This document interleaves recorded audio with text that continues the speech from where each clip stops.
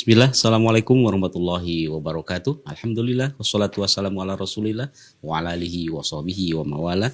Allahumma sholli ala Muhammad wa ala ali Muhammad. Pemirsa IHBS TV dimanapun Anda berada, apa kabarnya Anda semuanya? Semoga Anda semua ada dalam keadaan sehat walafiat dan senantiasa ada dalam lindungan Allah Subhanahu wa Ta'ala. Alhamdulillah, pada kesempatan kali ini kami bisa menjumpai Anda dalam format talk show Bincang Santai yang insya Allah akan mengambil tema yang sangat menarik, yaitu tema yang saat ini sedang hot, sedang in di kalangan warganet terkait dengan hashtag atau tagar boikot pajak dan bea cukai. Pemirsa sekalian, supaya lebih hangat pembicaraan kita, lebih luas wawasan kita, insya Allah akan kita bahas dengan narasumber kita yang sangat kompeten, Al-Ustadz Dr. Zainal Abidin LCMM Hafidhahullah. Kita panggil dan sapa terlebih dahulu beliau. Assalamualaikum warahmatullahi wabarakatuh. Waalaikumsalam warahmatullahi wabarakatuh. Gimana Ustadz kabarnya? Alhamdulillah sehat walafiat. Ustadz sudah lihat juga barangkali ya, warganet ini sedang ngikutin sedang ramai ya. Kita ya ngelirik-likit nggak apa-apa ya Ustadz. Supaya kita juga nggak kudet kurang update itu ya. Ya intinya kita perlu juga menyimak intinya apa yang sedang hangat di masyarakat. Yang saat ini kan sedang ramai dibincangkan oleh warganet itu terkait dengan anak muda ya masih usia ya gitu lah. Masih belia ya, yang sangat luar biasa sekali ya. Intinya ya menunjukkan hartanya yang begitu banyak dan sebagainya. Akhirnya menimbulkan hasad di kalangan warganet, ditelusuri ternyata ya putranya salah seorang ya pegawai pemerintahan lah intinya kan seperti itu. Akhirnya menimbulkan reaksi yang sangat meluas pro kontra dan ujung-ujungnya sampai ke muncul inisiasi untuk memboikot pajak. Pak, ini bisa bahaya juga bagi kelangsungan warga dan masyarakat pada umumnya. Dan tentu ini sangat kontraproduktif dengan gerakan pemerintah sendiri yang ingin mencoba memaksimalkan potensi pajak untuk pemasukan dan devisa negara, Ustaz. Nah,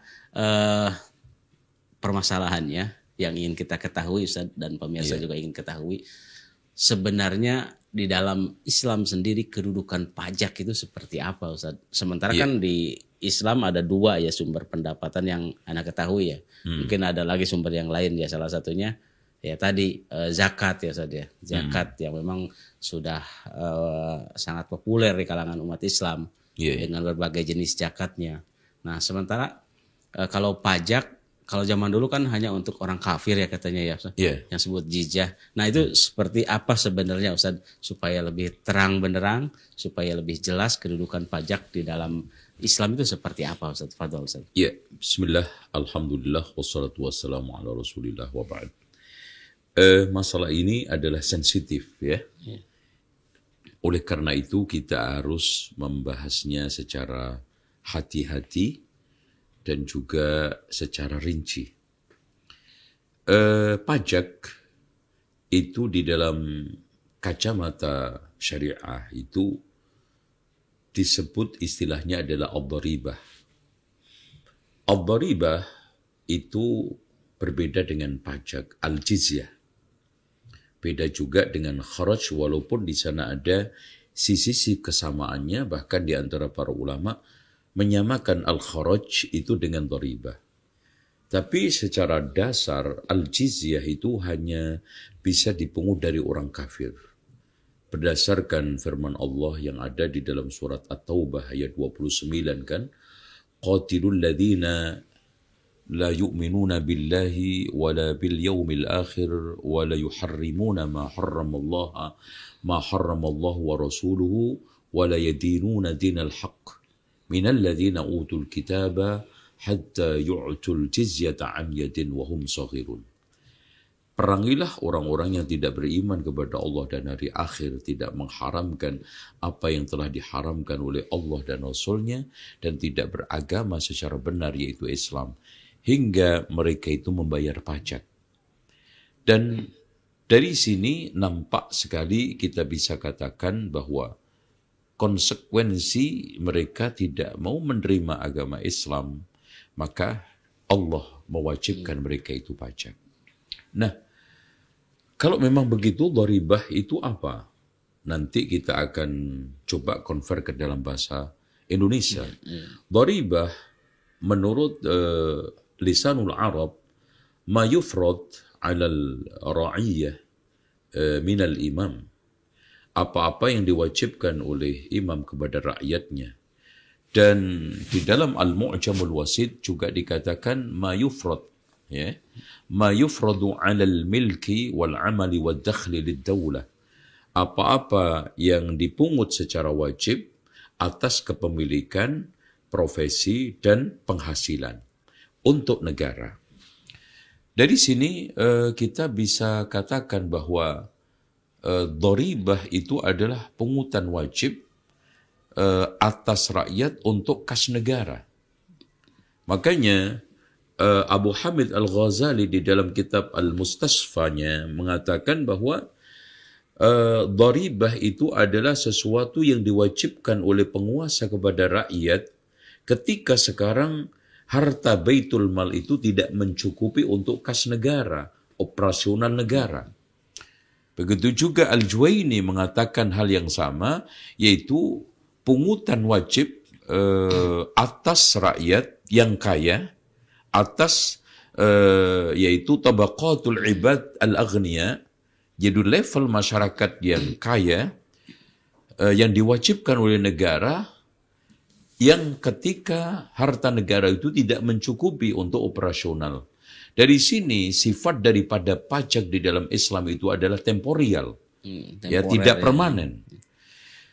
Oleh karena itu, pajak berarti di sini adalah sesuatu yang sekarang ini dipungut secara wajib kepada rakyat atau atas rakyat untuk kas negara. Oleh karena itu, kalau kita sekarang bahas pajak, di dalam KBBI, Kamus Besar Bahasa Indonesia, pajak itu adalah pungutan wajib. Dan di dalam definisi Indonesia yang paling lengkap itu adalah iuran rakyat yang diberikan kepada kas negara berdasarkan ketetapan undang-undang yang bersifat tiada jasa timbal, ya, kontra prestasi, ya, pada saat itu dibayar untuk kepentingan umum. Dengan demikian kita bisa katakan bahwa kalau zakat itu kewajiban yang ditetapkan oleh syariat, sementara pajak itu kewajiban yang ditetapkan oleh imam berdasarkan kebijakan penguasa. Nah, sekarang kalau kita membahas masalah hukumnya, bagaimana? Memang dari sejak dahulu sampai sekarang, di sana ada kontra dan pro, ada pro kontra. Ada satu jurnal yang cukup bagus sekali yang dikeluarkan oleh Universitas Al-Azhar, satu tulisan yang menarik yaitu Hukmud Dharibah fi Syari'atil Islamiyah yang ditulis oleh Profesor Dr. An-Nazih Mabruk. Intinya di sana beliau mengeluarkan dua pendapat. Pendapat yang pertama yang mengatakan bahwa tidak ada pungutan kecuali zakat. Pendapat ini mendasarkan satu dalil, la haqqa fil mal siwa zakah, yaitu hadis yang dikeluarkan oleh Imam Ibnu Majah. Tidak ada hak boleh diambil harta orang itu selain zakat, kan gitu. Namun di sana ada satu pendapat, dan ini yang akhirnya dikuatkan oleh pemilik jurnal tersebut, bahwa ada hak selain zakat. Hak-hak penguasa. Ya, jadi pertama, hadis ini adalah hadis yang dhaif. Didhaifkan oleh ulama, diantaranya adalah Imam Nawawi. Dan juga Ibnu Majah sendiri, ya, mencacat sanad hadis ini. Kemudian yang kedua, di sana ada firman Allah yang dipakai dalil untuk menguatkan adanya hak selain zakat.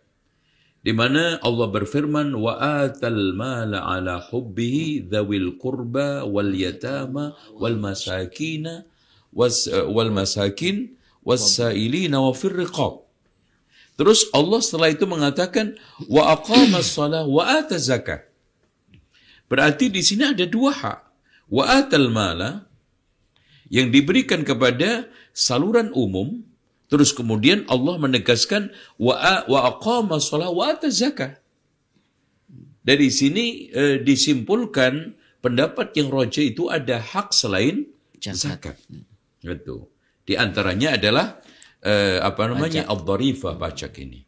Nah, dasar-dasar lain ya, di mana pertama Rasulullah Shallallahu Alaihi Wasallam pernah menetapkan tanah rampasan Khaybar itu tidak diambil, bahkan dibiarkan untuk dikelola oleh orang-orang Yahudi dengan membayar prosentase yang disebut dengan kharaj ini tadi.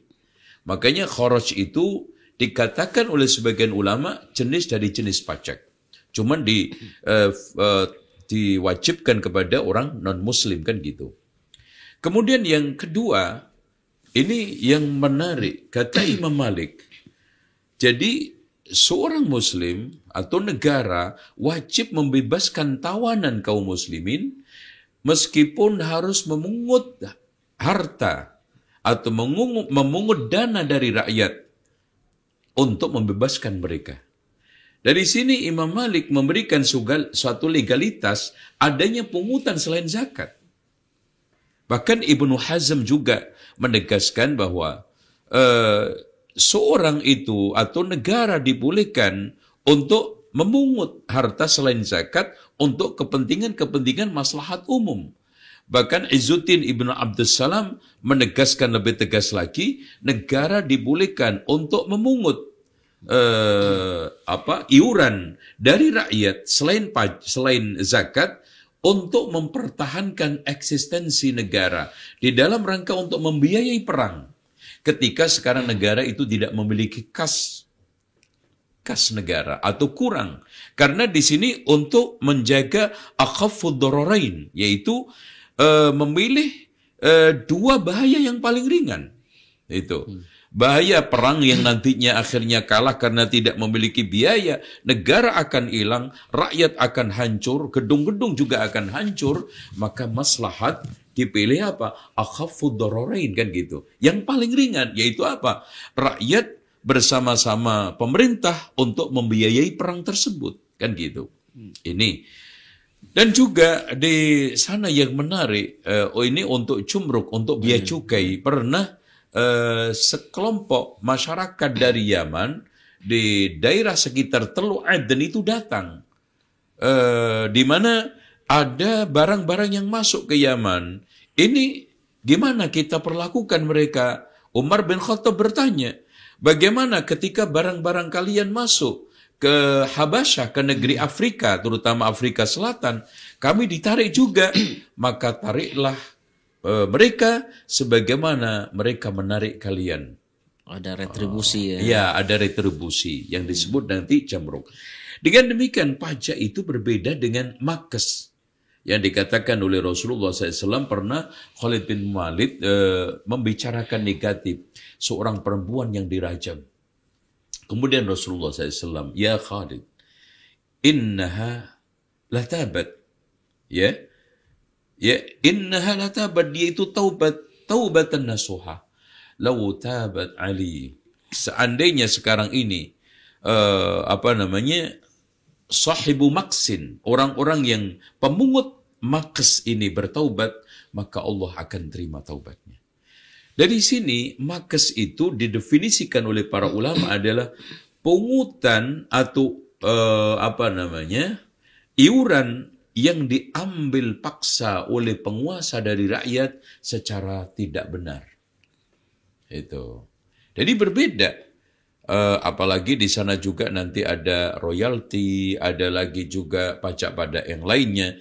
Jadi intinya kalau kita sekarang membahas masalah pajak di Indonesia, itu dari sisi lihat golongannya, itu ada yang langsung, ada yang tidak langsung. Dari sisi sekarang sifatnya, ada yang subjektif, ada yang objektif. Dari sisi lembaga pemungutnya, itu ada yang sekarang ini pemerintah pusat, dan itu mencakup 5 ya. Pajak penghasil PPH, pajak penghasilan, terus PPN, pajak nilai, kemudian ada biaya materai, pajak bumi bangunan, dan yang tidak kalah pentingnya adalah biaya perolehan atas tanah dan bangunan. Ini milik pemerintah. Dan ada yang sekarang ini pajak daerah yang disebut dengan retribusi daerah. Itu seperti pajak hotel, restoran, tempat-tempat usaha daerah, dan juga mungkin tempat-tempat hiburan ya, rekreasi dan yang parkir lainnya. Juga mungkin. Nah, termasuk parkir dan yang lainnya. Ini pajak. Dari sini kita bisa ambil satu closing kesimpulan bahwa menurut pendapat yang rajih, yang kuat, bahwa pajak itu dibolehkan. Nah, sekarang bagaimana hubungannya dengan zakat? Zakat, ya. Zakat satu sifatnya tidak temporal ya, tidak temporer ya, bahkan bersifat konstan dan permanen. Beda dengan pajak. Pajak itu tidak boleh kita bikin permanen.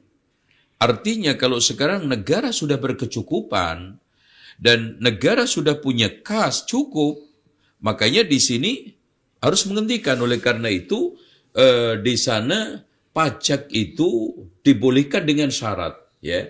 Satu, adanya suatu maslahat yang nyata. Kemudian harus dipungut dengan cara yang bijak dan adil, ya. Kemudian betul-betul untuk kepentingan umum, tidak boleh diselewengkan. Nah, yang keempatnya sifatnya adalah temporer, ya, tidak boleh permanen. Ini harus dipenuhi. Kalau tidak dipenuhi, maka di sini rakyat bisa untuk apa? Untuk melakukan semacam kalau kita bisa lihat pengingatan atau peringatan atau teguran lewat dewan atau lewat pihak-pihak yang bisa menegur. Ya, ini sifat syarat 4 ini tidak boleh dilanggar oleh perpajakan. Bila sekarang itu pajak tidak memenuhi syarat 4 ini, maka yakinlah bahwa pajak itu telah diselewengkan. Itu ya, bermasalah. Ya, baik, Ustaz. Dan kalau kita lihat, Ustaz, saya ngambil data ini dari salah satu media bahwa faktanya negara kita ini masih membutuhkan ya. Kas kita ya paling banyak sumbernya adalah dari zakat, dari pajak. Nah, contoh misalkan pada tahun 2022 yang lalu, Ustaz. Jadi perolehan pajak ini mencapai 1.717,8 triliun, atau setara dengan 75,5% dari realisasi belanja APBN 2022. Nah, sementara RAPBN kita aja 2.274,5 triliun. Ini menunjukkan bahwa kalau kita lihat jumlah kas kita ya sangat kecil, dan justru pajaklah yang mengisi paling banyak, dominan. Nah, pertanyaannya, Ustaz, kalau seandainya ada yang menyerukan untuk tidak membayar pajak tadi, itu termasuk ke dalam kezoliman atau melanggar hukum Islam, yaitu taat kepada pemerintah atau tidak, Ustaz? Iya, karena perlu diketahui bahwa kas negara tidak akan bisa menutup kebutuhan negara lewat pajak saja. Makanya di sini, di antara sekian dalil kita harus membayar pajak adalah pertama, ati'ullaha wa ati'ur rasulah wa ulil amri minkum. Kemudian di sana ada satu hadis dari Hudzaifah bin Yaman di dalam satu hadis panjang fitnah, di mana nanti ada satu fase kepemimpinan yang rusak. Rasulullah mengatakan kepada Hudzaifah, falzimhu, kamu harus tetap setia, wa in daraba dhahraka wa akhadha malaka, meskipun mereka memukul punggungmu dan mengambil hartamu. Itu. Dan Rasulullah SAW ketika menceritakan kepada sahabat akan adanya pemimpin-pemimpin yang memakan harta negara, maka Rasulullah SAW mengatakan bahwa isma wa'ati, taatilah ma aqamu fikumus shalah, selagi mereka itu menegakkan di tengah kalian itu salat. Dan ketika Rasulullah SAW mengatakan kepada Abu Dzar juga, nanti akan muncul pemimpin-pemimpin yang senang makan harta negara. Bagaimana sikap kalian? Maka Abu Dzar mengatakan, aku akan angkat senjata dan aku akan perangi mereka. La ya Abu Dzar, jangan wahai Abu Dzar. Ya, isbir hatta talqawni fil haud. Bersabarlah sampai kamu ketemu aku di telaga. Maka disinilah perbedaan mendasar zakat tadi itu. Kalau zakat, masalahnya itu digunakan untuk menutupi proyek-proyek yang jelas. Asnafnya jelas, yaitu 8. Permasalahannya di sana ada saluran-saluran kebutuhan umum yang tidak bisa ditutupi oleh zakat. Makanya dari sini alternatif utamanya adalah pajak. Apalagi dalam konteks Indonesia. Itu hampir 70-75% ya. 70 sampai 75% APBN itu ditutupi dengan dana pajak. Maka ajakan baikat ini merupakan suatu hal yang kontraproduktif, kontramaslahat, dan bisa kita katakan juga ini adalah tindak kezaliman. Menurut pendapat saya, yang paling tepat adalah bagaimana sekarang ini pemerintah ya sedetail mungkin, sejeli mungkin, seakurat mungkin menghitung betul-betul pajak besarannya sesuai dengan kebutuhan alokasinya. Kemudian yang kedua, menghukum seadil-adilnya bagi orang yang menyimpangkan pajak kan gitu.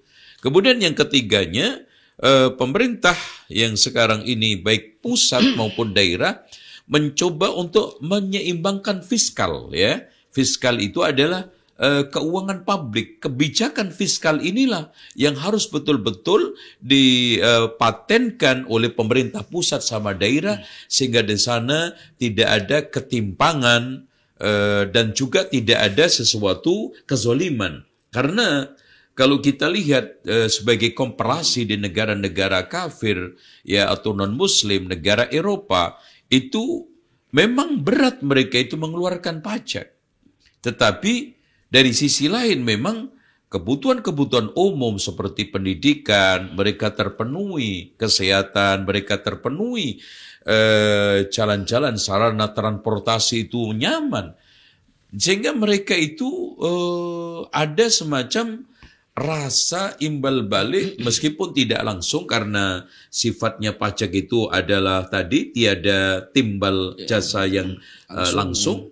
Mereka bisa rasakan ya kebutuhan-kebutuhan terutama adalah yang asasi ya, kesehatan, pendidikan, perumahan, terus kemudian transportasi, jalan, semuanya bisa terpenuhi dengan baik. Contoh saja sekarang pajak kendaraan. Ini teralokasikan dengan baik untuk apa? Perbaikan jalan. Begitu juga pembayaran terhadap asuransi mereka yang kecelakaan kan gitu. Permasalahan problem utamanya di sini jangan ada pemantik sehingga ada ajakan boikot tadi. Apa pemantiknya? Di antara mereka hedon, glamor, pamer kekayaan. Karena nggak mungkin orang itu kalau sekarang menjadi pegawai-pegawai itu sampai memiliki mobil-mobil yang nilainya miliaran. Yang normal saja berapa sih gajinya? Bisa keukur dan ketata. Iya, sekarang kalau kita lihat aja gaji bupati itu berapa? 20 sampai 25 juta kan gitu. Gajinya mereka yang eselon 3 sekarang berapa? Paling juga 6 juta. Ya.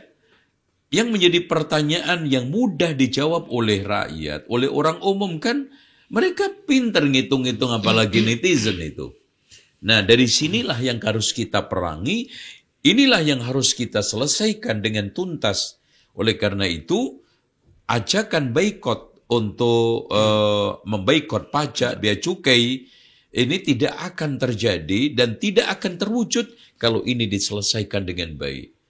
rakyat betul-betul bisa nyaman untuk menikmati fasilitas umum, ya. Karena memang pajak itu kan untuk kepentingan umum, terutama adalah untuk mempertahankan keamanan dan stabilitas negara, ya.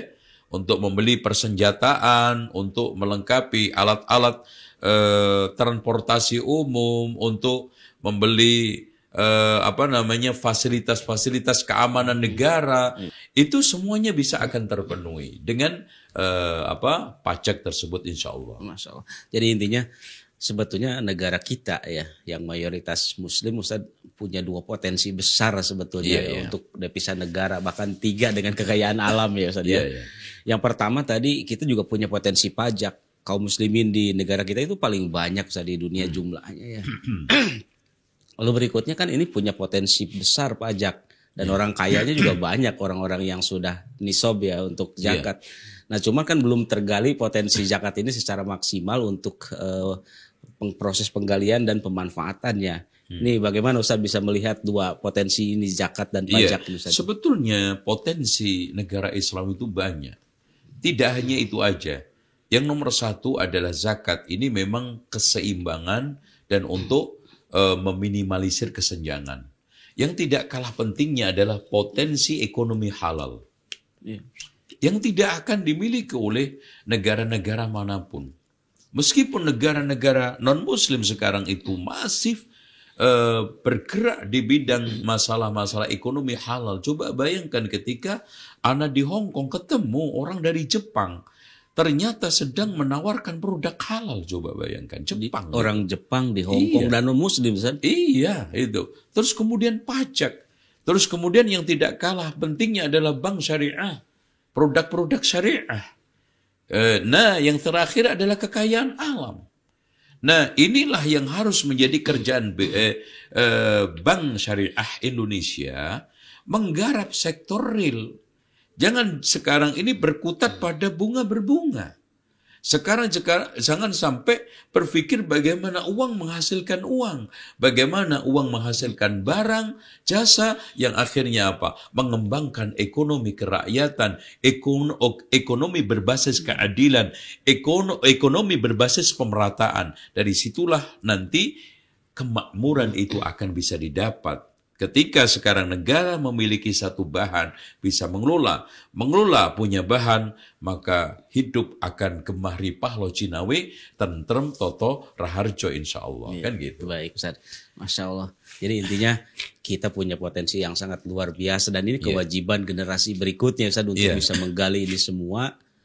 Jumlah rakyat kita punya surplus. Bonus demografi kan. Ya, Ustaz, kita punya bonus demografi yang Masya Allah ya. Kalau pemerintah sekarang ini memberdayakan pajak bumi bangunan, tetap mempertimbangkan seperti kebijakan sebagian daerah untuk tidak memungut rumah-rumah yang di bawah sekian nilainya, itu juga cukup bagus. Dengan demikian, ketika sekarang penguasa itu adil, bijak, mengalokasikan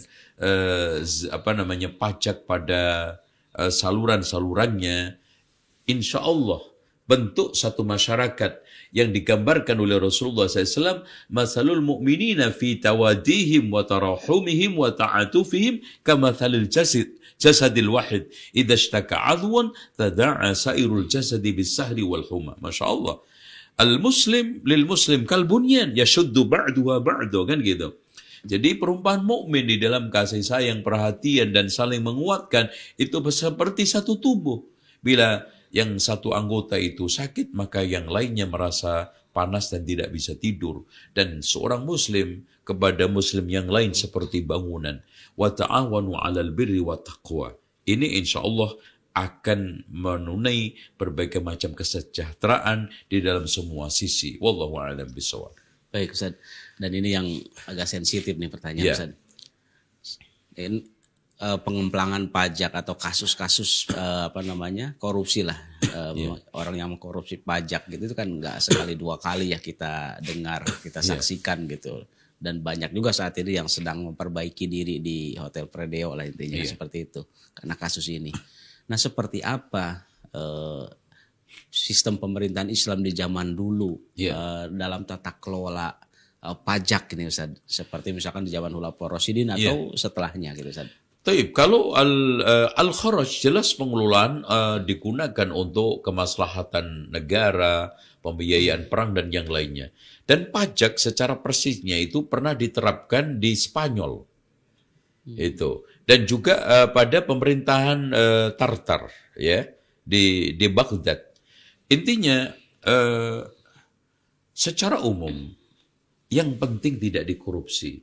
Dan bagi saya, bagaimana sekarang ini mengelola dengan baik, kita kelola pemasukan ini secara adil, secara bijaksana untuk kepentingan umum dan kesejahteraan rakyat dan menghukum seberat-beratnya. Coba bayangkan di zaman Umar, seperti yang disebutkan di dalam kitab As-Siyasatu Syar'iyyah karya Ibnu Taimiyah, koruptor itu dihukum dengan cara diambil uang korupsinya dan separuh dari harta miliknya. Jadi dimiskinkan dia. Bahkan pemerintah bisa melakukan kebijakan yang lain karena seperti ini kan ta'zir. Ta'zir itu kebijakan tersebut diberikan utuh kepada pemerintah. Mau di penjara kek, mau diambil hartanya, semuanya, seperempatnya, separuhnya, 2/3, itu tergantung kebijakan pemerintah. Seperti itu. Karena orang-orang yang masuk neraka kan ditanya oleh Allah, kenapa kalian masuk neraka? Kan gitu. Lam naku minal musallin, walam naku nut'imul miskin, kan gitu. Orang yang masuk neraka sa'ir karena dia tidak sholat dan tidak memberikan makan kepada fakir miskin. Bagaimana sekarang koruptor yang sengaja memiskinkan orang? Harusnya lebih berat itu hukumannya. Itu saja. Oleh karena itu, kita sekarang ini sampai pada suatu closing statement mungkin bahwa kita menguatkan bahwa pajak itu merupakan suatu hal yang dibolehkan. Dalil-dalilnya tadi sudah kita jelaskan. Dan pemerintahan-pemerintahan mana saja yang sudah menerapkan. Sekarang permasalahannya adalah bagaimana sekarang ini ya pemerintah betul-betul bisa mengalokasikan pada tempat yang telah ditetapkan, saluran-saluran umum yang tepat, saluran umum yang mendatangkan kesejahteraan rakyat, saluran umum yang betul-betul tadi bisa menopang pilar-pilar negara, kan gitu. Pilar-pilar negara diantaranya adalah pertahanan dan keamanan, itu nomor utama. Bahkan Izzuddin Ibnu Abdussalam membolehkan pajak itu dasarnya kan negara itu ketika terancam oleh musuh. Supaya mereka tidak kalah, maka memilih akhafud dararain, memilih dua bahaya yang paling ringan, yaitu apa? Memungut pajak. Daripada nanti akhirnya kalah perang, negara hilang, bahkan diambil alih oleh musuh, hilang semua, itu lebih berbahaya daripada rakyat hanya mengeluarkan sebagian. Itu ya, wallahu a'lam. Dan yang terakhir Ustaz, terkait dengan pajak, zakat apa? Terkait dengan zakat ya. Di zaman Abu Bakar As-Siddiq, nggak nanggung-nanggung, dia nggak mau bayar pajak, diperangi Ustaz ya. Dan pajak ini dikelola langsung oleh negara ya, secara serius. Nah, saat ini di kita lah untuk pengelolaan zakat ini ada yang dikelola oleh pemerintah. Bahkan ada yang dikelola oleh swasta, lembaga-lembaga tertentu yang mengelola zakat tadi. Nah, bagaimana? Apakah boleh lembaga swasta menjadi pengelola zakat, gitu, Ustaz? Walaupun mungkin ada semacam audit dan lain sebagainya, Ustaz. Betul, Abu Bakar sangat tegas sekali di dalam masalah pembayaran zakat, meskipun awalnya beberapa sahabat senior seperti Umar bin Khattab nggak setuju. Dia bersumpah, wallahi la uqatilanna man farraqa baina salati waz zakah. Demi Allah, aku akan perangi orang yang membedakan antara salat dengan zakat, karena salat hak Allah atas hambanya, sementara sekarang zakat adalah hak hamba atas hamba. Nah, sekarang ini masalah apa tadi, pengelolaan ya? Iya, pengelolaan yang dikelola oleh swasta. Tentang masalah pengelolaan, ini masalahnya debat fikih ini. Para ulama membolehkan, membolehkan. Tidak harus zakat mal itu dikelola oleh pemerintah. Boleh muzaki itu langsung mengalokasikan kepada mustahikin. Meskipun sebaiknya itu diberikan kepada pemerintah. Karena zaman dulu itu dikelola oleh Rasulullah, makanya Rasulullah SAW mengutus amil. Dan hadis-hadis tentang masalah haramnya korupsi itu lahir dari sini.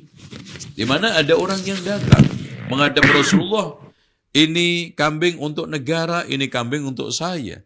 Ini sapi untuk negara, sapi untuk saya. Unta untuk negara, ini unta untuk saya. Langsung Rasulullah naik mimbar. Andaikan dia itu duduk di rumah bersama ibu bapaknya, dapat enggak? Makanya Rasulullah akhirnya mengatakan, hadayal ummal hululun, seluruh hadiah yang diberikan kepada pekerja karena konsekuensi kerjanya adalah korupsi. Nah, ini aja yang perlu kita tangani secara baik, ya. Dengan demikian zakat secara umum dikelola oleh pemerintah dan amil itu adalah pegawai pemerintah dan itu digaji dari luar harta zakat, karena zakat itu ada al-mustahiqin meskipun diantaranya adalah amilina 'alaiha, tetapi itu yang mengatur adalah pemerintah. Harus bergaji dari pemerintah meskipun diambil dari sana. Adapun sekarang muzakki yang langsung memberikan kepada objeknya dibolehkan atau kepada pihak-pihak yang telah diberikan legalitas oleh pemerintah juga dibolehkan, ya. Wallahu a'lam. Baik, Ustaz, ini yang terakhir. Ya. Oke, silakan Ustaz mungkin menyampaikan closing statement dan juga nasihat kepada yang berniat untuk memboikot pajak dan juga bea cukai, juga kepada yang berniat untuk tadi pamer harta dan lain sebagainya, ya, supaya tidak terjadi lagi hal-hal yang bisa membahayakan ini ke negara gitu. Salah satunya dengan memboikot pajak ya akan membahayakan negara. Silakan Ustaz.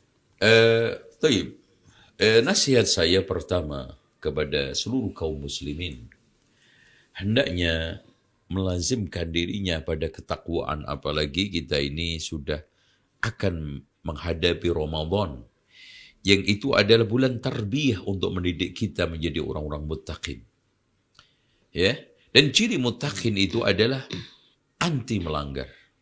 Makanya takwa itu didefinisikan oleh para ulama adalah menjaga diri dari api neraka dengan melaksanakan perintah Allah dan menjauhi larangannya. Kepada seluruh kaum muslimin, pihak-pihak yang mengajak boikot, hendaknya berpikir 1000 kali berpikir tentang kemaslahatan.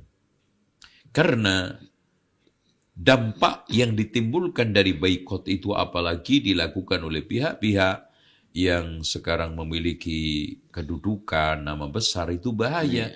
Sementara dar'ul mafasid muqaddamun ala jalbil masalih. Kan gitu. Kemudian yang berikutnya, nasihat saya kepada para pengelola pajak. Hendaknya antum semua bekerja penuh dengan amanah dan profesional. Karena ini adalah satu syarat kerja. Makanya ketika anak Nabi Syu'aib, kalau itu adalah Nabi Syu'aib, ketika memohon kepada bapaknya untuk mengangkat pegawai, ya abatista'jirhu fa inna khaira man ista'jartal qawiyul amin. Wahai bapakku, jadikanlah dia Musa sebagai pegawai. Sesungguhnya sebaik-baik pegawai adalah mereka yang qawi, punya skill, al-amin, amanah. Dan amanah itu tidak hanya sekedar saya disiplin di dalam bekerja, tertib di dalam bekerja, lebih daripada itu semua akan dimintai pertanggungjawaban di hadapan Allah Subhanahu wa taala. Karena kullukum ra'in wa kullukum mas'ulun an ra'iyatihi, itu ya.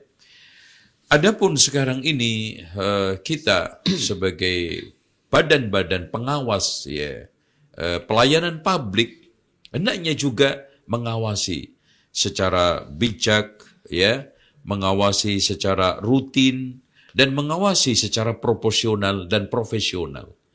Intinya, pajak itu tidak boleh dipungut kecuali dengan 4 syarat tadi. Yang pertama, untuk kemaslahatan yang nyata. kemudian dipungut dengan adil dan bijak. Jadi jangan sekarang ada merasa ketertekanan dari rakyat. Kemudian yang tidak kalah pentingnya untuk dialokasikan kepentingan umum, ya, umum. Dan yang keempat adalah sifatnya temporal, ya. Hanya untuk kepentingan sesaat dalam konteks kalau kas negara sudah cukup, ya, maka dihentikan atau minimal dikurangi persentasinya. Ya, PPH mungkin bisa 5% kan gitu. Karena sudah kas negara mencukupi. Karena kalau berlebih, nah nanti ini menciptakan hedonisme di kalangan-kalangan oknum tersebut. Karena merasa lebih, ini alokasinya sudah tertutupi, kebutuhan rakyat sudah ini, udah masih lebih. Yang kurang saja dalam konteks sekarang ini, kebutuhan negara, kepentingan-kepentingan umum tidak tergarap. Banyak jalan-jalan yang masih rusak, gedung-gedung pemerintah yang perlu direnovasi, bahkan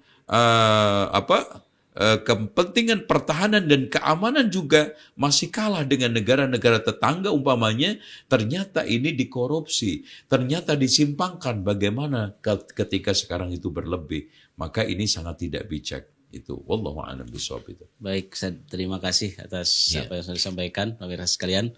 Mudah-mudahan apa yang sudah disampaikan oleh Ustadz tadi bisa bermanfaat, berfaedah bagi kita semuanya, bisa membuka cakrawala pemikiran dan wawasan kita terkait dengan kedudukan pajak di dalam Islam. Baik, pemirsa sekalian, terima kasih atas perhatian Anda dari awal sampai akhir. Terima kasih. Billahi taufiq wal hidayah. Wassalamualaikum warahmatullahi wabarakatuh.